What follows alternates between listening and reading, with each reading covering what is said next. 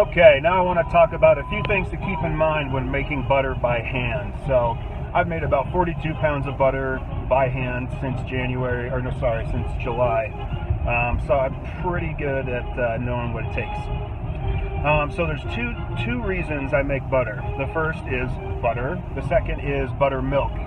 Buttermilk, real buttermilk, cannot be bought in most stores. I have yet to find it in any store, and I try to go in a lot of like overpriced artisan shops, and I just can't find it. And I'm pretty sure it's because buttermilk goes bad real quick once you take the fat out of it.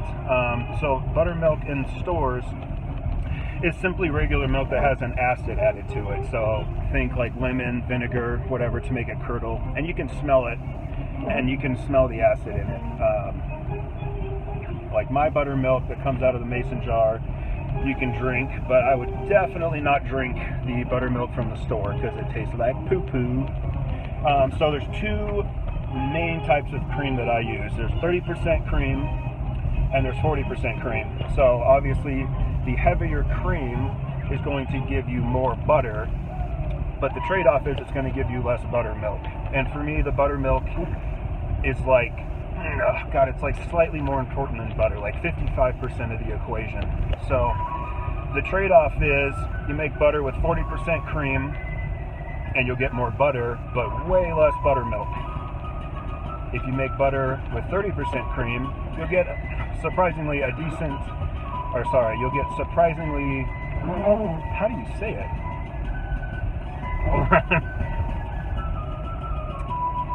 You will be surprised by how much less butter you get with a 10% drop in the cream.